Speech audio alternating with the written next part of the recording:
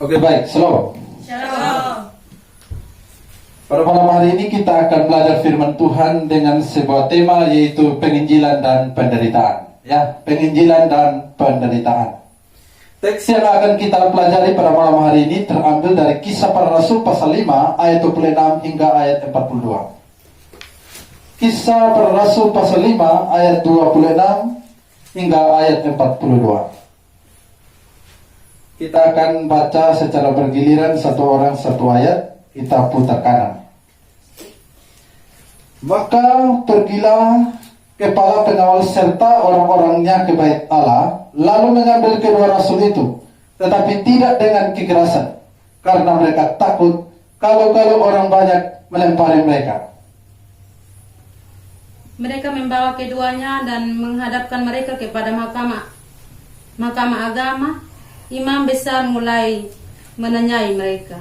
Katanya, dengan keras kami melarang kamu mengajar dalam nama itu.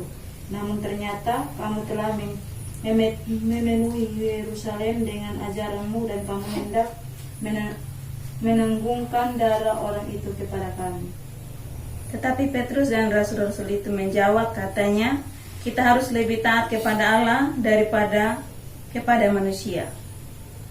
Allah nenek moyang kita telah membangkitkan Yesus yang kamu gantungkan pada kayu salib dan kamu bunuh.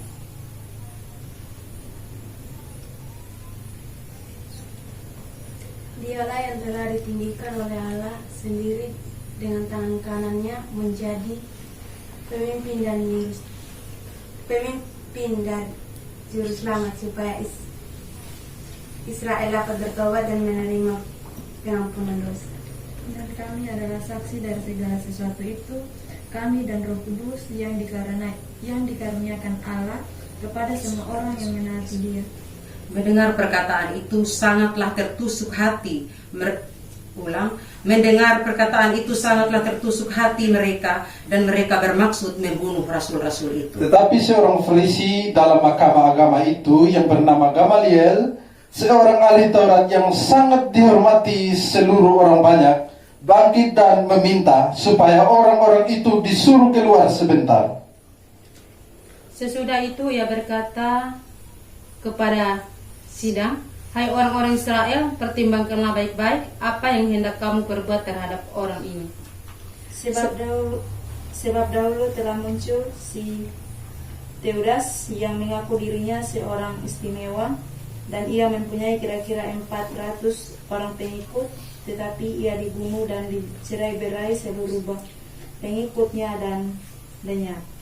Sesudah dia, pada waktu pendaftaran penduduk, muncullah si Yudas, seorang Galilea. Ia menyeret banyak orang dalam pemberontakannya, tetapi ia juga tewas dan cerai-berailah seluruh pengikutnya. Karena itu aku berkata kepadamu, janganlah bertindak terhadap orang-orang ini, biarkanlah mereka, sebab jika maksud dan perbuatan mereka berasal dari manusia, tentu akan lenyap. Tetapi kalau berasal dari Allah, kamu tidak akan dapat melenyapkan orang-orang ini. Mungkin ternyata juga nanti bahwa kamu melawan Allah, nasihat itu diterima. Mereka memanggil rasul-rasul itu, lalu menyesal mereka dan melarang mereka mengajar dalam nama Yesus. Sesudah itu mereka dilepaskan. Rasul-rasul itu meninggalkan sidang mahkamah agama dengan gembira, karena mereka telah dianggap layak menderita penghinaan oleh karena nama Yesus. Dan setiap hari mereka melanjutkan pengajaran mereka di bait Allah dan di rumah-rumah orang, dan memberitakan Injil tentang Yesus yang adalah Mesias. Baik, demikian firman Tuhan bagi kita semua. Sekali lagi, shalom. Shalom. Ya, baik saudara-saudara sekalian, pada kesempatan malam hari ini kita masih bisa belajar dan merenungkan firman Tuhan. Itu sungguh luar biasa. Itu karena anugerah kasih Tuhan di dalam kehidupan kita. Pada kesempatan kali ini kita boleh membaca dalam Kisah pasal 5 ini, dan kita mempelajari ada suatu peristiwa di mana para rasul itu ditangkap, ya. Nah, kalau kita membaca Kisah pasal 5 ini berkisah tentang penangkapan rasul-rasul karena para rasul memberitakan Injil dan mereka dihadapkan kepada mahkamah agama. Ini adalah penangkapan yang kedua terhadap para rasul, dan dalam penangkapan kedua ini imam-imam kepala dan dalam persidangan itu berencana untuk membunuh mereka. Ini kurang lebih garis besar dari cerita dalam kisah para rasul pasal 5 ini. Tetapi ada seorang Farisi, seorang ahli Taurat yang sangat dihormati yang bernama Gamaliel menasihatkan orang yang berencana mau membunuh para rasul ini, kemudian menasihati mereka, dan nasihatnya diterima sehingga rasul-rasul tidak dibunuh, cuman disesat atau dianiaya saja. Nah, ini adalah garis besar dalam bacaan kita. Ceritanya ini adalah cerita garis besarnya, bahwa ingat bahwa sudah penangkapan yang kedua di sini. Penangkapan pertama itu terjadi dalam kisah pasal 4, di mana rasul-rasul ditangkap juga. Tetapi begitu ditangkap, mereka dilepaskan. Lalu mereka dilarang untuk mengajar dalam nama Yesus. Tetapi mereka tetap melakukan itu, sehingga terjadi penangkapan yang kedua yang kita baca pada malam hari ini. Nah, dalam hal ini kita akan belajar beberapa hal dari rasul-rasul yang ditangkap ini karena pemberitaan Injil ini, bahwa mereka tetap memberitakan Injil walaupun yang pertama adalah mereka dilarang. Ya, kita akan belajar dari mereka walaupun mereka dilarang untuk memberitakan Injil, mereka tetap mau memberitakan Injil. Kisah pasal 5, 27, 28. Mereka membawa keduanya dan menghadapkan mereka kepada mahkamah agama. Imam besar mulai menanyai mereka, katanya, dengan keras kami melarang kamu mengajar dalam nama itu. Ya, jadi ini adalah larangan yang keras yang diberikan kepada rasul-rasul itu. Namun ternyata kamu telah memenuhi Yerusalem dengan ajaranmu, dan kamu hendak menangkan darah orang itu kepada kami. Ya, perhatikan kata-kata dalam ayat ini di mana dikatakan dengan keras kami melarang kamu. Ya, dengan keras artinya ini adalah perintah untuk di mana mereka harus berhenti memberitakan dalam nama itu. Mereka kelihatannya alergi sekali dengan nama Yesus. Padahal yang diberitakan oleh rasul-rasul itu dalam kisah pasal 4, tentu mereka kenal bahwa yang diberitakan itu adalah Yesus. Tetapi dalam kisah pasal 5 ini, mereka semacam ketakutan menyebut nama Yesus. Sehingga mereka hanya mengatakan, kami melarang kamu mengajar dalam nama itu. Nama siapa itu? Itu adalah nama Yesus. Jadi para rasul bukan hanya sekedar dilarang, tetapi larangan yang mereka terima adalah larangan yang sangat keras. Saudara-saudara sekalian, mari kita bisa membandingkan dengan kisah pasal 4 ayat 18. Dan setelah keduanya disuruh masuk, mereka diperintahkan supaya sama sekali jangan berbicara atau mengajar dalam nama Yesus. Jadi mereka menyebut nama Yesus di sini. Ya, mereka dilarang sama sekali tidak boleh mengajar dalam nama Yesus. Ini adalah larangan dari pemimpin agama pada waktu itu, dan dipengaruhi oleh massa yang banyak yang berpihak kepada orang Farisi. Maka larangan ini akan sangat menakutkan, dan larangan ini adalah semacam pengestopan penginjilan, sama sekali tidak boleh dilakukan lagi. Tetapi yang menarik adalah walaupun rasul-rasul itu dilarang dengan keras untuk mengajar dalam nama Yesus, tetapi apakah mereka lalu berhenti? Ternyata mereka tidak berhenti walaupun dilarang dengan keras. Karena itu di dalam ayat 28 dikatakan, namun ternyata kamu telah memenuhi Yerusalem dengan ajaranmu. Artinya rasul-rasul dilarang, tetapi mereka bukan semakin kendor, mereka bukan mundur, tetapi mereka terus maju terus mengajar dan memberitakan tentang Yesus. Ini menarik saudara-saudara sekalian, karena faktanya sekarang banyak orang yang tidak lagi mau memberitakan Injil. Tidak ada larangan bagi mereka, tapi mereka tidak lagi mau memberitakan Injil. Tidak ada yang melarang mereka sekarang. Dulu dilarang rasul-rasul berjuang memberitakan Injil, tapi sekarang orang tidak dilarang memberitakan Injil, tapi banyak orang yang tidak mau memberitakan Injil. Dulu dilarang, tapi mereka terus memberitakan Injil. Tapi sekarang bebas, tapi mati sendiri. Ya, ada seorang Islam pernah berkata bahwa kamu itu jangan siksa orang Kristen. Kamu itu tidak boleh menganiaya orang Kristen. Semakin kamu aniaya mereka, semakin mereka akan menjadi besar. Tapi kamu biarkan saja mereka. Lama kelamaan mereka mati sendiri. Dan faktanya memang benar. Semakin nyaman orang Kristen sekarang, semakin orang Kristen jauh dari pemberitaan Injil. Ya, semakin nyaman orang Kristen sekarang, mereka semakin jauh memberitakan tentang Yesus. Bahkan dalam khotbah di gereja pun tidak ada penyebutan nama Yesus. Satu kali khotbah tidak sebut nama Yesus sama sekali. Ini adalah sesuatu hal yang sangat memprihatinkan sekarang. Sekarang banyak orang yang tidak lagi setia kepada teladan yang diberikan oleh para rasul. Ya, mereka dilarang, tapi semakin dia tidak dilarang kendor sendiri. Ya, ini adalah kebencangan yang sangat besar di dalam kekristenan. Terlebih khusus di dalam gereja-gereja Protestan. Itu sedikit sekali pemberitaan Injil.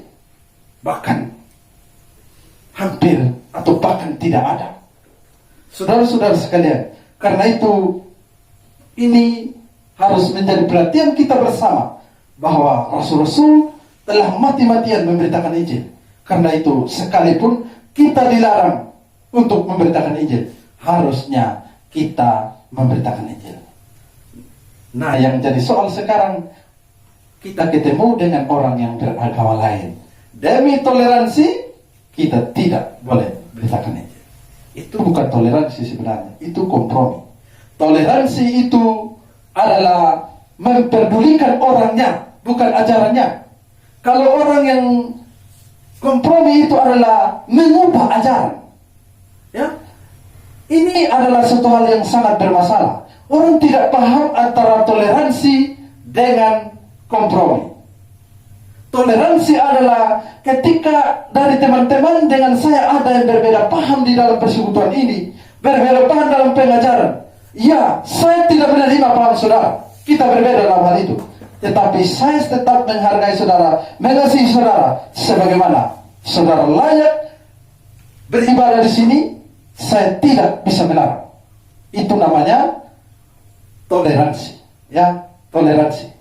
Tetapi karena saudara punya paham yang berbeda, daripada kita berkelahi, lalu saudara mengubah, lalu saya mengubah pandangan supaya sama dengan saudara. Itu bukan toleransi, tetapi itu kompromi, ya, itu kompromi. Toleransi menghargai orangnya, menghargai agamanya, tetapi kompromi adalah mengubah ajaran kita sendiri supaya sama dengan orang lain, supaya berdamai dengan orang lain. Itu bukan toleransi, tetapi itu adalah kompromi. Ya, jadi banyak orang sekarang yang kompromi demi perdamaian. Mereka harus meninggalkan Injil. Bahkan saya pernah baca dalam satu artikel bahwa pemberitaan Injil bagi pendeta-pendeta tertentu itu adalah seperti kampanye. Kita serukan bahwa Yesus satu-satunya jalan. Hanya melalui Yesus kita bisa selamat. Mereka bilang, kita lagi kampanye. Ya, itu sindiran yang mereka berikan. Tapi teladan dari para rasul berlainan dengan mereka. Karena itu pendeta-pendeta seperti itu tidak usah dijadikan teladan bagi kita. Teladanilah para rasul Yesus yang tetap setia memberitakan Injil walaupun berhadapan dengan larangan yang sangat keras yang mereka boleh terima. Saudara-saudara sekalian, itu yang pertama. Yang kedua adalah walaupun mereka diancam, Kalau yang pertama tadi mereka dilarang, sekarang yang kedua adalah mereka diancam. Ya, mereka tetap memberitakan Injil walaupun mereka diancam. Kisah pasal 5 ayat 33 dan 42. Mendengar perkataan itu, sangat tertusuklah hati mereka dan mereka bermaksud untuk membunuh rasul-rasul itu. Dan setiap hari mereka melanjutkan pengajaran mereka dalam bait Allah dan di rumah-rumah orang dan memberitakan Injil tentang Yesus yang adalah Mesias. Perhatikan di sini adalah ada orang-orang yang benci karena pemberitaan Injil sehingga bermaksud mau membunuh rasul-rasul itu. Ini adalah Ini adalah ancaman yang diberikan oleh orang Yahudi terhadap pengikut-pengikut atau terhadap rasul-rasul, di mana mereka diancam mau dibunuh. Tetapi apakah begitu mereka diancam, apakah mereka berhenti? Tidak, ya. Tapi malah mereka semakin giat, semakin rajin di dalam memberitakan Injil. Ayat 42 mengatakan bahwa setiap hari mereka melanjutkan pengajaran mereka di bait Allah dan di rumah-rumah orang dan memberitakan Injil tentang Yesus yang adalah Mesias. Jadi pemberitaan Injil itu bukan hanya tunggu di persekutuan, mereka pergi mengelilingi keliling. Benar-benar mereka mentaati amanat agung bahwa pergilah, bukan tunggulah. Mereka benar-benar melakukan itu, bahwa mereka pergi, ya, selain mengajar di tempat ibadah, mereka pergi kunjungi rumah ke rumah. Sekarang kalau kita melakukan itu, orang bilang kita saksi Yehova. Saksi Yehova saja lakukan itu. Jadi kalau ada yang mirip dengan saksi Yehova lakukan itu, ya saksi Yehova sama sudah fanatiknya tinggi. Nah, saudara-saudara sekalian, malah sebenarnya ini yang dilakukan oleh saksi Yehova, walaupun ajaran mereka atau Yesus, mereka memberitakan Yesus yang lain, tapi mereka lebih giat, ya. Mereka dari rumah ke rumah. Dulu waktu saya di Jakarta, ada satu pemuda datang, dia bilang, "Pak, mau dapat pencerahan?" Lalu bosnya bilang, tidak. Lalu dia jalan terus, ya, mau dapat pencerahan. Saksi Yehova itu seperti itu, mereka keliling rumah ke rumah terus beritakan Injil. Walaupun Injil yang mereka beritakan berbeda atau Injil yang lain. Tetapi saudara-saudara sekalian, kita memperhatikan semangat para rasul, tekad para rasul untuk memberitakan Injil. Saudara-saudara sekalian, pernahkah saudara diancam untuk jangan memberitakan Injil? Saya pernah dengar bahwa ada teman kita yang bilang, "Sudahlah, berhenti sudah, kamu itu bikin masalah saja, ya, bikin masalah, ya. Kamu beritakan Injil, bikin berkelahi saja, malah berkelahi dengan pendeta, berkelahi dengan semua orang." Karena pemberitaan Injil, berhenti sudahlah demi perdamaian dengan mereka. Saudara-saudara sekalian, ini bukan jiwa dari para rasul. Ini bukan kata-kata dari para rasul. Ini bukan kata-kata dari kitab suci. Tetapi kata-kata dari kitab suci, mereka tetap tekun, semakin diancam mereka tetap semakin memberitakan tentang Yesus. Ingat, pemberitaan tentang Yesus itu bukan permusuhan. Pemberitaan tentang Yesus itu bukan kebencian. Pemberitaan tentang Yesus adalah pemberitaan tentang kasih yang besar, kasih Allah yang dinyatakan kepada manusia. Banyak orang salah pahami berita tentang Yesus sebagai sesuatu yang menekan hidup mereka, sesuatu yang mengancam hidup mereka. Tetapi perlu saudara ketahui bahwa pemberitaan tentang Yesus itu bukan mengancam hidup saudara, tapi membawa hidup saudara kepada kasih yang besar, dan saudara bisa diselamatkan kalau saudara percaya. Saya juga heran dengan orang-orang yang anti penginjilan. Penginjilan adalah satu-satunya sarana yang kita pergunakan untuk bawa orang kepada Kristus. Nah, kalau orang tidak percaya kepada Yesus, orang tidak bisa selamat. Nah, kalau orang tidak bisa selamat, kalau tidak percaya kepada Yesus, nah, berita Injil ini supaya orang percaya kepada Yesus, tidak percaya Yesus binasa. Nah, kalau kita beritakan Injil, kita jahat dengan mereka, atau karena kita mengasihi mereka. Sesungguhnya adalah pemberitaan Injil, kita bukan membunuh mereka, kita bukan menganiaya mereka, tetapi kita menuntun mereka kepada hidup yang kekal. Mungkin banyak orang, saudara-saudara, bisa memberikan uang, bisa memberikan bantuan beras 10 kilo dan lain sebagainya. Banyak orang bisa memberi sembako kepada saudara. Saudara bisa makan dan hidup beberapa hari. Tetapi yang dibawa oleh penginjil adalah keselamatan, hidup kekal yang saudara dapat. Saudara, orang sumbang ke saudara mungkin 100 juta. Saudara makan-makan habis. Atau saudara tidak makan sampai habis juga, tapi tok saudara masih mati. Kalau saudara tidak percaya Yesus, tempat saudara di neraka. Tetapi orang yang membawa Injil adalah orang yang membawa hidup yang kekal bagi saudara. Saudara lebih pilih yang mana? Pilih beras 5 kilo atau pemberita Injil? Kalau saudara pilih beras 5 kilo, itu sama dengan saudara memilih untuk tidak mau atau tidak mau mendapat hidup yang kekal, atau saudara memilih masuk neraka. Saudara harus memilih, harus mau mendengar Injil supaya saudara diselamatkan. Karena melalui pemberitaan Injil orang-orang bisa diselamatkan. Karena itu saudara-saudara sekalian, pelajarilah atau belajarlah dari teladan yang diberikan oleh para rasul. Diancam tapi tidak mundur, tetapi mereka semakin keras, semakin giat memberitakan Injil. Coba kita perhatikan Kisah 4 ayat 21. Mereka semakin keras mengancam rasul-rasul itu. Perhatikan di sini ya. Mereka semakin keras mengancam rasul-rasul itu. Tetapi akhirnya melepaskan mereka juga. Sidang tidak melihat jalan untuk menghukum mereka, karena takut akan orang banyak yang memuliakan nama Allah berhubungan dengan apa yang telah terjadi.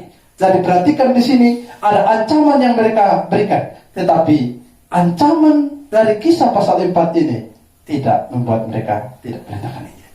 Diancam berkali-kali, tapi tidak merubah tekad mereka, tidak merubah cinta mereka kepada jiwa-jiwa.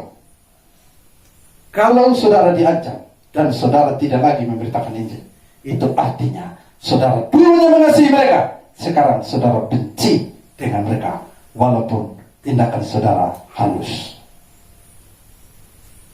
Ya, saudara lebih memilih disayang-sayangi di dalam kesalahan. Saudara lebih memilih disayang-sayangi, tapi jalannya menuju mau. Tetapi saudara tidak mau, walaupun agak tertekan sedikit, tapi membawa kita ke dalam hidup yang kekal. Ya, duka cita menurut kehendak Allah menghasilkan pertobatan yang memimpin kamu kepada hidup yang kekal. Tapi duka cita dari dunia memimpin kamu kepada kebinasaan. Ya, jadi kita mungkin begitu mendengar firman Tuhan, kok kenapa ngomong dosa saya? Kok kenapa ngancam saya? Itu bukan ancaman, itu memberitahu kamu bahwa fakta bahwa kamu adalah orang berdosa. Berbicara fakta itu bukan menuduh, ya. Fakta bahwa manusia orang berdosa mungkin akan membuat hati saudara teriris-iris, membuat saudara sangat tertekan ketika orang memberitakan tentang Yesus. Tapi jikalau kamu buka pintu hatimu dan terima Dia, sesungguhnya duka cita itu telah membawa kamu kepada hidup yang kekal. Saudara-saudara sekalian, marilah kita memiliki tekad yang sama dengan Rasul-Rasul. Semakin diancam, semakin giat memberitakan Injil. Yang ketiga, yang terakhir, mereka tetap memberitakan Injil walaupun dalam penganiayaan. Mereka dianiaya, tapi mereka tetap memberitakan Injil. Kisah pasal 5 ayat 40-42. Mereka memanggil rasul-rasul itu, lalu mendesah mereka dan melarang mereka mengajar dalam nama Yesus. Sesudah itu mereka dilepaskan. Rasul-rasul itu meninggalkan sidang mahkamah agama dengan gembira, karena mereka telah dianggap layak menderita penghinaan oleh karena nama Yesus. Ayat 42. Dan setiap hari mereka melanjutkan pengajaran mereka di bait Allah dan di rumah-rumah orang, dan memberitakan Injil tentang Yesus yang adalah Mesias. Perhatikan di sini, mereka dianiaya, mereka dilarang mengajar dalam nama Yesus. Begitu mereka habis dianiaya, kamu tidak boleh lagi beritakan nama itu. Nama yang sangat orang alergi, nama Yesus. Bahkan ada satu orang pernah bersaksi bahwa dengar nama Yesus itu dia benci sekali, ya, benci sekali. Hanya dengar nama saja, mereka benci sekali. Saya heran orang bisa benci Yesus, padahal dia juru selamat. Benci Yesus sama dengan kamu benci kamu hidup, ya. Benci Yesus sama dengan kamu memilih saya masuk neraka sajalah. Tapi bagi orang Kristen, sekalipun masuk neraka, asal bersama Yesus di sana. Bagi orang percaya, sekalipun di neraka, kalau bersama-sama dengan Yesus, tidak akan takut. Ya, tidak akan takut. Asal bersama Yesus. Tetapi saudara perlu ketahui bahwa Yesus itu adalah jalan keselamatan. Ya, jalan keselamatan. Di dalam Injil Yohanes mengatakan, akulah jalan kebenaran dan hidup. Tidak ada seorang pun yang bisa datang kepada Bapa kalau tidak melalui aku. Kisah 4 ayat 12. Ya, di bawah kolong langit ini tidak ada nama lain yang diberikan kepada manusia yang olehnya mereka diselamatkan. Dalam 1 Yohanes 5 13-14. Ya, hidup yang kekal itu ada di dalam anaknya. Saudara tolak Yesus sama dengan saudara menolak surga dan memilih masuk neraka. Saudara pikirkan sendiri itu, ya. Saudara renungkan sendiri itu. Itulah yang diberitakan oleh para rasul itu, sehingga walaupun mereka dianiaya, tapi mereka tidak mundur. Namun ada satu hal yang menarik menurut saya dalam ayat 41 ini. Begitu mereka keluar meninggalkan sidang mahkamah agama dengan gembira, ya. Mereka keluar bukan dengan sedih, tapi dengan gembira, karena mereka telah dianggap layak menderita oleh karena nama Yesus. Siapa di sini yang gembira karena penderitaan karena nama Yesus? Rasul-rasul gembira. Apakah mereka waktu disiksa tidak sakit? Sakit. Tetapi mereka tidak melihat kepada itu. Mereka melihat pada salib Kristus yang telah berkorban bagi mereka. Ketika kita menderita, marilah kita melihat penderitaan Kristus. Maka engkau akan melihat penderitaan sangat kecil. Saya mau mengajak saudara semua bahwa ketika saudara mengalami penderitaan hidup, mengalami kesulitan hidup, mengalami penganiayaan karena nama Yesus, janganlah melihat pada masalah itu. Janganlah melihat pada penganiayaan itu. Janganlah melihat pada penderitaan itu. Tapi marilah kita melihat penderitaan Kristus yang telah berkorban bagi kita, yang begitu mengerikan. Tidak ada apa-apa dibanding dengan penderitaan kita. Paulus pernah berkata bahwa penderitaan zaman sekarang tidak ada apa-apanya jika dibandingkan dengan kemuliaan yang akan datang. Saudara-saudara, mungkin saudara menderita, mungkin saudara tidak dihargai, mungkin saudara dibenci oleh orang. Ingat, kalau saudara dibenci karena nama Yesus, bergembiralah, bersukacitalah. Bahkan dalam Injil Matius dikatakan, bergembiralah sebab upahmu besar di surga. Semakin saudara menderita, upah saudara semakin banyak. Ingat itu. Jadi, ketika kita menderita, pikirkan, renungkanlah bahwa penderitaan Kristus yang begitu besar untuk kita. Saudara-saudara sekalian, jika kita mengalami kesenangan, kita mengalami sukacita, pikirkanlah sukacita saudara waktu berjumpa dengan Yesus. Tidak ada sukacita di dunia yang lebih besar daripada sukacita ketika saudara berjumpa dengan Yesus dalam hidupmu. Mungkin saudara berjumpa dengan Yesus berlinang air mata, tapi air mata itu bukan tanda penderitaan penyesalan di dalam neraka, tetapi penderitaan. Air mata itu membawa kita kepada hidup yang kekal. Saudara-saudara sekalian, karena itu kita belajar pada malam hari ini 3 hal. Ya, yang pertama tadi apa? Mereka memberitakan Injil walaupun dilarang. Mereka memberitakan Injil walaupun diancam. Mereka memberitakan Injil walaupun dianiaya. Pernahkah saudara dilarang oleh orang? Kalau pernah, ayo tetap beritakan Injil. Pernahkah saudara diancam oleh orang? Kami sebenarnya pernah ada ancamannya untuk anak-anak persekutuan. Banyak ancamannya. Tapi apakah saudara mau mundur sekarang? Ayo terus maju memberitakan Injil. Mungkin saudara pernah dianiaya karena nama Yesus. Mungkin saudara pernah dipukul oleh orang karena pemberitaan Injil. Jangan mundur, maju terus, belajar dari kisah dari para rasul itu. Walaupun mereka dianiaya, tetapi tetap mereka memberitakan Injil. Jadi saudara-saudara, karena itu, saudara-saudara sekalian, kita harus memiliki tekad yang kuat untuk memberitakan Injil, sama seperti para rasul yang walaupun dilarang, diancam, dianiaya, mereka tetap memberitakan Injil. Kalau kita membaca kitab kisah para rasul ini, kita bisa menemukan penderitaan yang dialami oleh para rasul itu. Jadi kalau kita membaca semua kisah-kisah dari para rasul, kita akan menemukan Paulus menderita, dan Stefanus menderita, dan rasul-rasul yang lain. Bahkan Yakobus itu dipotong kepalanya di dalam Kisah pasal 12. Mereka rela mengorbankan nyawa. Kalau Injil ada kebohongan, adalah terlalu bodoh bagi para rasul untuk berkorban nyawa mereka demi sebuah kebohongan. Jikalau berita tentang Kristus adalah palsu, bahwa Yesus tidak bangkit, bahwa Yesus bukan jalan satu-satunya kan, maka kematian dari para rasul itu adalah kematian yang bodoh. Mereka mau mati bagi dusta.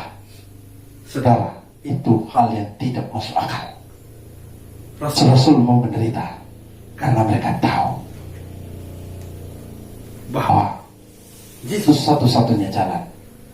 Karena itu, pemberitaan Injil walaupun mengandung banyak konsekuensi yang harus mereka terima, mereka tetap tekad.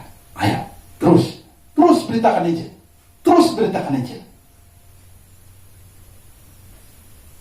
Saudara-saudara sekalian, mari kita menyoroti sedikit lebih khusus tentang kehidupan dari Rasul Paulus. Ya, Rasul Paulus ini adalah orang yang paling banyak menderita di dalam pelayanan penginjilannya, karena semuanya dicatat penderitaannya. Rasul-rasul yang lain ada yang menderita, tapi itu tidak tercatat penderitaan mereka di dalam Alkitab. Tetapi secara sedikit mungkin ada dalam Alkitab. Tetapi kalau Rasul Paulus menceritakan tentang penderitaan yang dia alami, misalnya kita 15 sampai ayat 15 dan 19. Hai kamu sekalian, mengapa kamu berbuat demikian? Kami ini adalah manusia biasa sama seperti kamu. Kami ada di sini untuk memberitakan Injil kepada kamu, supaya kamu meninggalkan perbuatan yang sia-sia dan berbalik kepada Allah yang hidup, yang telah menjadikan langit dan bumi dan segala isinya. Ayat 19. Tetapi datanglah orang-orang Yahudi dari Antioquia, Ikonium, dan mereka membujuk orang-orang banyak itu untuk memihak mereka. Lalu mereka melempari Paulus dengan batu dan menyeretnya keluar kota, karena mereka menyangka bahwa ia sudah mati. Lalu mereka tinggalkan begitu. Jadi perhatikan di sini saudara-saudara sekalian, bahwa Paulus menderita itu karena pemberitaan Injil. Kami ada di sini untuk memberitakan Injil kepada kamu. Tetapi orang-orang yang mendengar, orang-orang yang benci dengan Yesus, mereka datang hasut banyak orang, lalu menyiksa, melempari Paulus dengan batu dan menyeret dia. Karena mereka menyangka bahwa Paulus sudah mati, mereka tinggalkan. Tapi Paulusnya tidak mati. Ini adalah penderitaan yang dialami, yang kita lihat di dalam Kisah pasal 14 ini, ayat 15 dan 19 ini. Tetapi masih banyak kisah-kisah yang lain yang dialami oleh rasul-rasul yang lain. Misalnya Stefanus, ya, seorang diaken. Dia walaupun mau dirajam dengan batu, orang yang sangat luar biasa. Ya, dia cerita panjang lebar. Ya Allah, nenek moyang kita begini. Dia rela korbankan nyawanya demi Yesus, karena dia tahu Yesus telah berkorban bagi dia. Kematian bukan lagi hal yang menakutkan bagi dia, sebab kehidupan sudah ada di dalam dia karena dia percaya Yesus. Jadi kematian bagi orang percaya bukanlah sesuatu hal yang menakutkan, tetapi adalah jalan menuju kepada kehidupan yang kekal. Coba kita bandingkan kisah Paulus dengan 2 Korintus pasal 11 ayat 23 hingga ayat 48, di mana Paulus menceritakan tentang perjalanan pelayanannya dan penderitaan-penderitaan yang dia alami. Mari kita memperhatikan 2 Korintus 11, 23 dan seterusnya. Apakah mereka pelayan Kristus? Aku berkata seperti orang gila. Aku lebih gila. Aku lebih banyak berjeri lelah, lebih sering dalam penjara, didera di luar batas. Kerap kali dalam bahaya maut, 5 kali aku disesat orang Yahudi. Setiap kali 40 kurang 1 bulan. 3 kali aku didera, 1 kali aku dilempari dengan batu. 3 kali aku mengalami karam kapal. Sehari semalam aku terkatung-katung di tengah laut. Dalam perjalananku aku sering diancam bahaya banjir dan bahaya penyamun. Bahaya dari pihak orang-orang Yahudi dan dari pihak orang-orang bukan Yahudi. Bahaya di kota, bahaya di padang gurun, bahaya di tengah laut, dan bahaya dari pihak saudara-saudara palsu. Aku banyak berjeri lelah dan bekerja berat. Kerap kali aku tidak tidur, aku lapar, aku dan dahaga. Kerap kali aku berpuasa, kedinginan dan tanpa pakaian, dan dengan tidak menyebut banyak hal lain lagi urusanku sehari-hari, yaitu untuk memelihara semua jemaat-jemaat. Saudara-saudara sekalian, orang sekarang ini penderitaannya baru sedikit, tapi protesnya sudah besar sekali. Baru sedikit penderitaannya, protesnya sama Tuhan sudah besar sekali. Mengapa harus ini terjadi, Tuhan? Tapi kalau kita melihat kehidupan Paulus, benar-benar kehidupan yang penuh penderitaan. Tidak enak jadi seorang hamba Tuhan. Tidak enak menjadi penginjil. Tapi apakah Paulus mundur? Tidak. Dia pernah berkata juga bahwa apa yang di belakang semua sampah, dia mengarahkan diri kepada Kristus. Kalau aku hidup untuk Kristus, tapi aku mati untuk keuntungan. Kalau aku mati, ya. Karena itu dia berkata dalam Filipi pasal 1 ayat 21 mengatakan, karena bagiku hidup adalah Kristus dan mati adalah keuntungan. Jadi kalau waktu dia masih hidup, dia akan beritakan tentang Yesus sampai dia mati dan berjumpa dengan Yesus. Itu keuntungan bagi dia. Karena apa? Dia istirahat dari segala jeri lelahnya. Tapi kalau dia masih diberi kesempatan untuk hidup, dia terus memberitakan itu. Bagaimana dengan saudara? Tuhan masih kasih saudara umur sampai hari ini. Tuhan masih kasih saudara umur sampai sekian tahun. Tapi apakah saudara telah hidup bagi Kristus? Banyak orang pakai ayat ini juga tetap di kuburan. Bertua minum mabuk setiap hari. Begitu mati, kami telah mengakhiri pertandingannya dengan baik. Hidup bagiku Kristus, mati adalah keuntungan. Loh, kapan ini bagi Kristus begitu? Ya, kapan kira-kira? Lu mabuk setiap hari, hidup bagiku adalah Kristus, mati keuntungan. Bukan mati keuntungan, mati penderitaan itu. Ya, bukan mati keuntungan. Setiap hari kamu mabuk, setiap hari kamu bikin rusuh. Tuhan lebih menyayangi anak kita daripada kita menyayangi dia. Tuhan lebih sayang, makanya Tuhan panggil. Ingat, bukan Tuhan sayang itu. Kejahatan yang kau buat, ingat, kau akan tanggung di dalam neraka. Minum mabuk habis, celaka motor. Tuhan menangis. Lalu Bapak datang bilang, Tuhan lebih sayang kita ke anak. Mabuk itu, ya. Orang lain yang kecelakaan, dia yang geger. Saudara-saudara harus ingat bahwa kalau saudara tidak percaya Yesus, dosa yang sangat kecil itu pun sudah cukup membawa saudara ke dalam neraka. Dosa maki saja itu sudah cukup bawa saudara masuk neraka. Karena itu pikirkanlah berapa kali saudara maki. Tidak usah banyak-banyak, satu saja. Siapa di sini yang tidak pernah memaki? Kita semua pernah memaki. Tapi kalau kita tidak percaya Yesus, ingat, makianmu telah membawa engkau ke dalam neraka. Dan saya tidak percaya kita cuma satu dosa. Banyak dosa. Waktu kita kemarin belajar, sudah 2 kali pelajaran dari hukum yang pertama, kita sudah mulai lihat, oh kalau misalnya hidup kita sebesar ini, oh pelajari hukum pertama mulai hitam naik. Terus, nanti penuh semua. Begitu penuh baru kita bilang, oh saya berdosa ternyata. Selama ini, lu rasa apa? Oh orang baik. Pikir, kalau belajar firman Tuhan, semakin saudara mengerti, semakin saudara tahu bahwa diri saudara adalah berdosa. Dan saudara punya satu dosa sudah cukup bawa masuk neraka. Tapi kalau punya banyak dosa, nerakanya lebih panas. Ya, ingat itu, nerakanya lebih panas. Karena itu buat sedikit dosa, bagus buat sedikit. Tapi ingat, penderitaan yang paling kecil di dalam neraka tidak sebanding dengan penderitaan yang paling besar di bumi. Penderitaan paling besar di bumi apa? Goreng hidup-hidup, dibakar sampai kosong, dicelup ke dalam air panas. Apakah itu sudah penderitaan yang paling besar? Apakah masih ada lagi? Masih ada. Iris pelan-pelan, kasih dia yang garis mati. Siram cuka, jeruk nipis. Masih ada lebih berat lagi? Masih ada. Potong tangannya, cabut kukunya. Masih ada lagi? Masih ada lagi. Karena itu dodos. Untung saya bukan antikris. Kalau saya antikris, saudara habis semua. Karena saya ini otak menyiksa luar biasa juga. Saudara-saudara sekalian, karena itu penderitaan yang paling kecil di dalam neraka adalah penderitaan yang paling besar. Tidak sebanding dengan penderitaan yang paling besar di bumi. Kalau penderitaan yang besar di bumi mungkin sebesar ini papan, tapi penderitaan di neraka mungkin sebesar ini titik. Tapi ini sudah lebih besar dari ini papan. Itu yang paling sedikit. Nah, bagaimana kalau saudara punya lebih besar begini? Kalau titik ini saja sudah lebih besar dari ini yang putih semua, bagaimana kalau punya satu titik saja? Bayangkan itu. Kira-kira saudara punya lebih besar, bagaimana?